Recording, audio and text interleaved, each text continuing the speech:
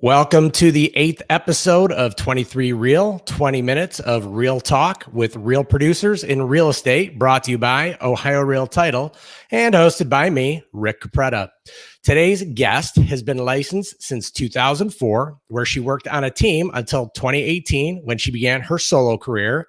She has been in the top 10 in listing and sales for the Menor Howard Hanna office. She's been a Howard Hanna Champions Club member. She's a Elgar YPN committee member. She's a Women's Council of Realtors member and past president.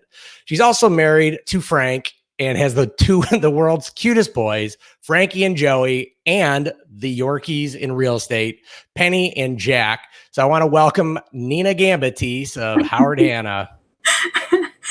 It's just funny hearing you read that.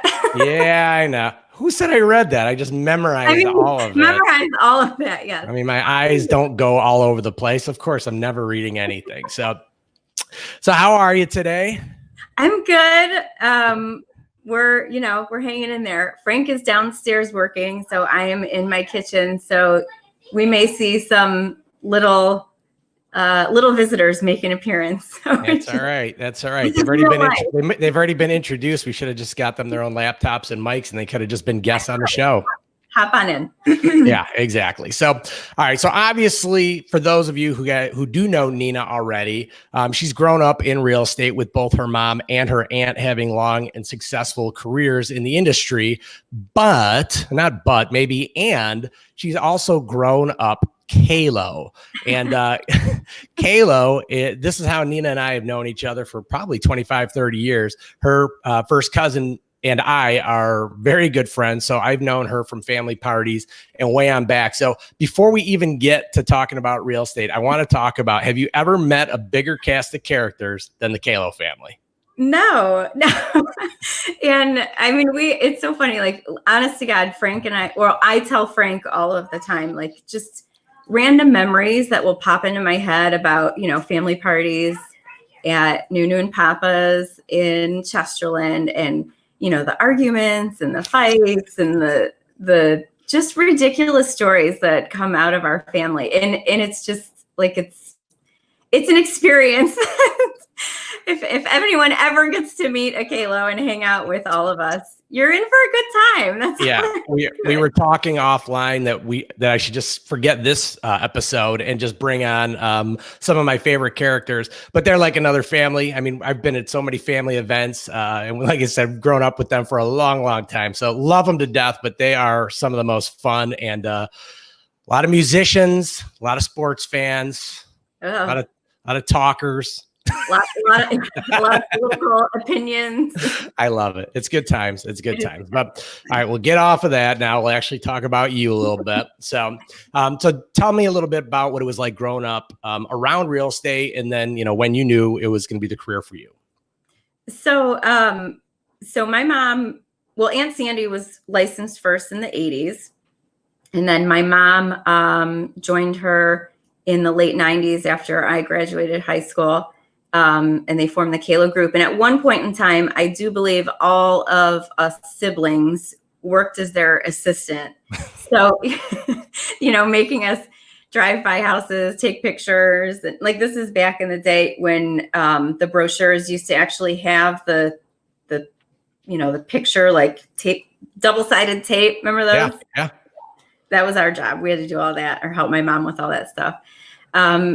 And so we've always been around the industry. And of course, every single one of us, I'm never working in real estate. You guys are crazy, blah, blah, blah.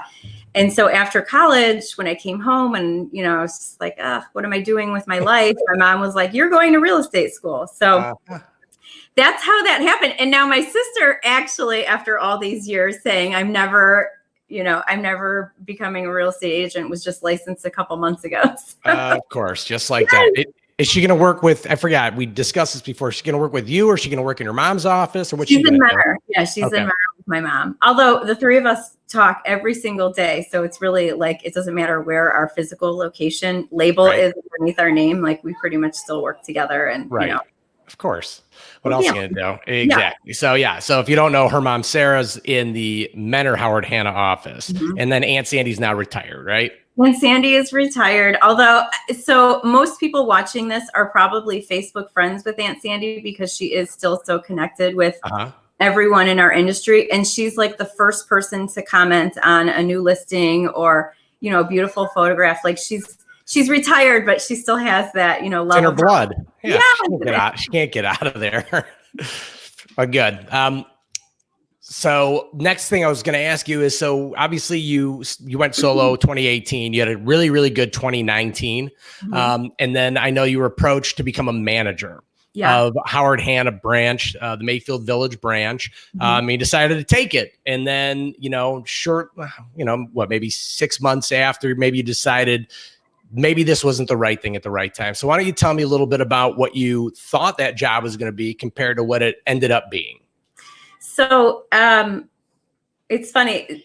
My regional manager had actually talked to me about moving into leadership 2 years ago when my mom moved into leadership. And I was like, no, I don't think that's really for me. And, you know, life changes. And so I gave it a little bit more thought and I took the position. And honestly, it was exactly what I thought it was going to be. A lot of problem solving, you know, talking to people interested in getting into the business, which is probably my favorite thing to do. Coaching, listening, being a good listener, sharing my experiences. So that, you know, that part of the job was absolutely everything I expected. And I really did enjoy that.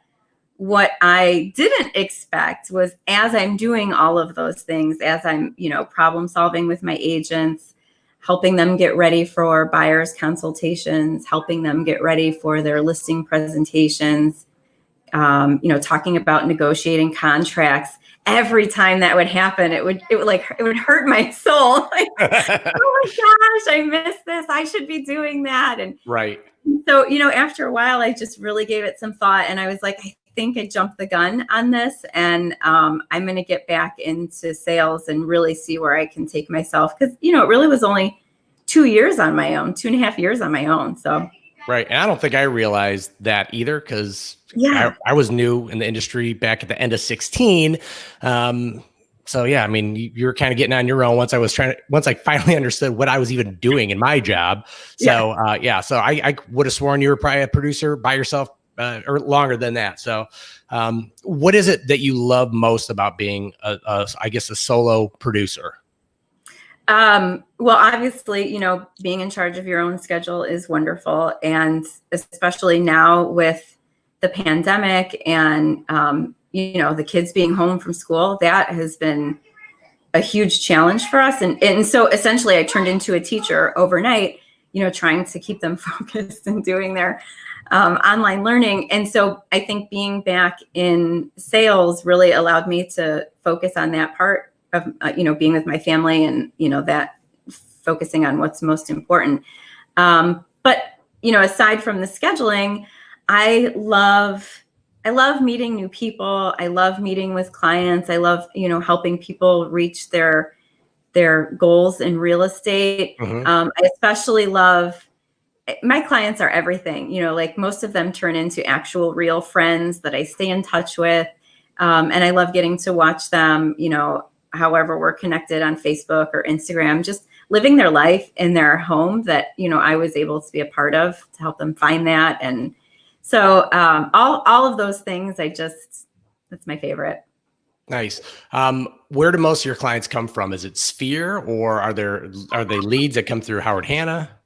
A little bit of both. I would say majority of it are past client referrals, either actual past clients who are, you know, ready to move up or move down, and then referrals from those past clients. And then occasionally I'll get some leads in from my listings and stuff like that. Yeah. And it really just depends on what's going on in my life at that time. A lot of the times I'll refer those guys out if I can't, you know, manage it, because it is just me. No assistant or anything like that. So, you know, I got to be mindful of my family time.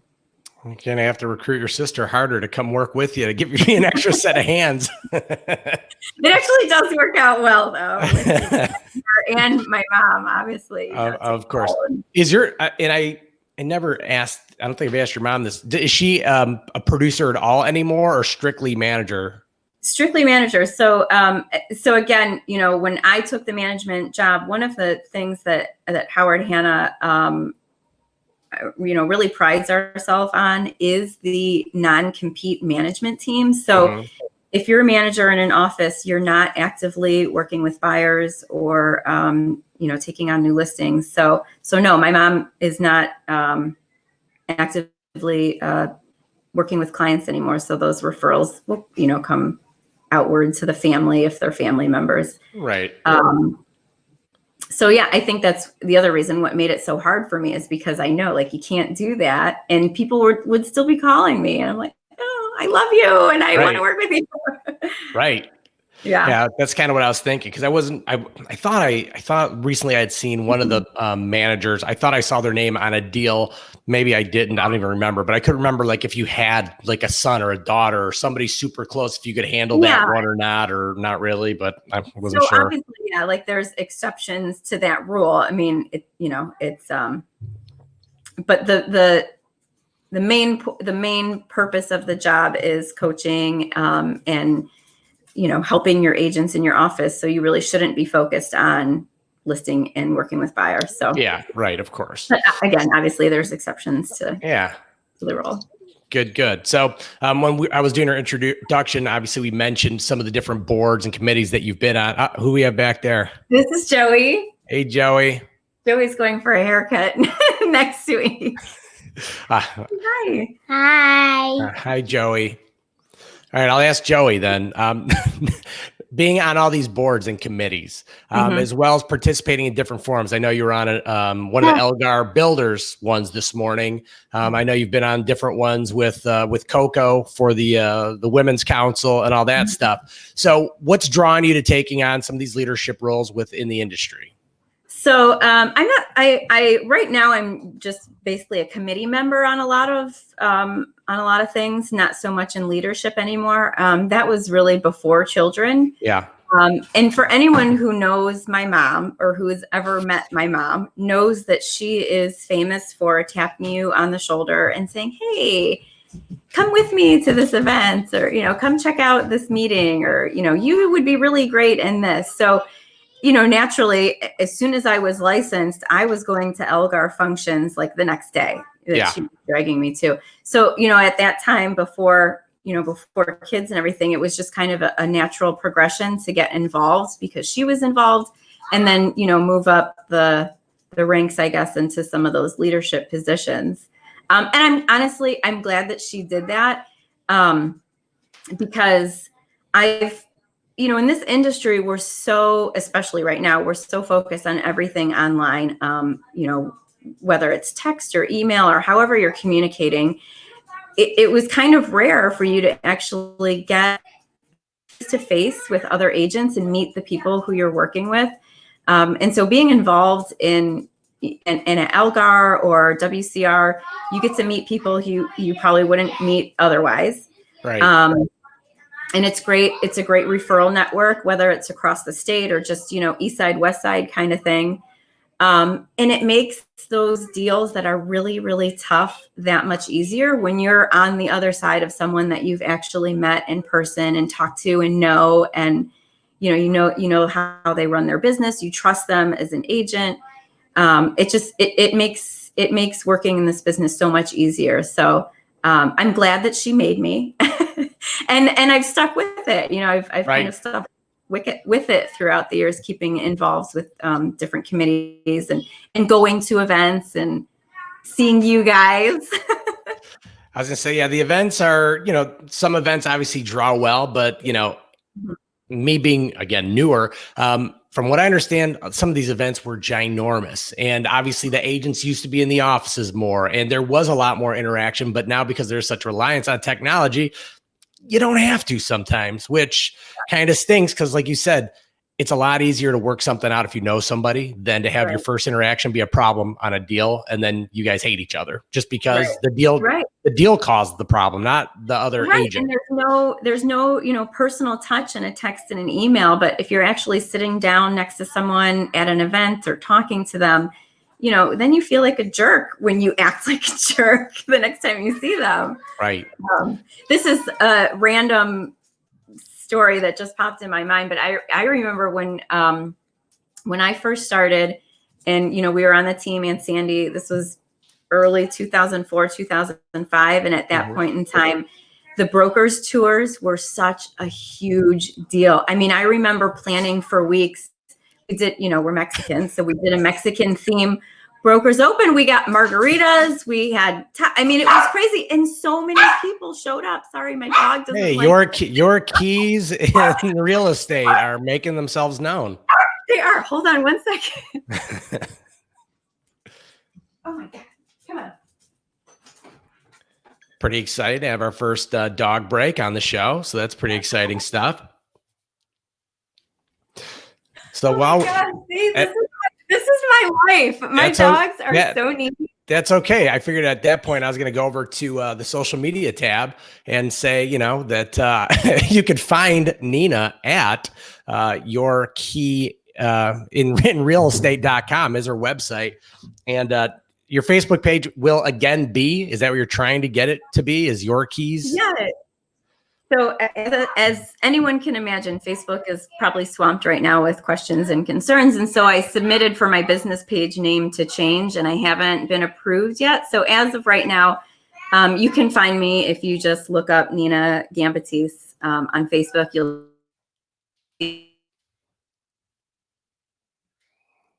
hopefully we don't have a technical difficulty. All right, you're still there. That's all right. You were glitching, but you're still there. Okay. All right. Cool. All right, kids off. Yes, kids off your devices. Frank, get off your meeting. He's actually teaching right now. So I know he's so important. They need a lunch break. All right. Finish that story before you got interrupted. So yes, as of right now, if you go on Facebook, you'll find Nina Kalo Gambatese, my personal and professional page. So you can follow me on either. Gotcha. But you're also telling us a story that popped into your head about maybe knowing an agent on a deal. No, that was it. I was talking about brokers tours. Oh, the brokers opens. That's right. I'm sorry. And it was a big party. Everyone came, and it was just great because, not just in our brokerage at the time, but all brokerages used to go out on tour and just have an awesome time on Tuesdays. And it was really fun. Yeah. And those are maybe after a pandemic and people being, quarantined at home for so long, that may become a thing again because we're all just dying to be around each other. Right. So I've had some requests, and we're not doing them through June just because we don't. Number one, they haven't been attended well anyway. So it's like they're so hit and miss.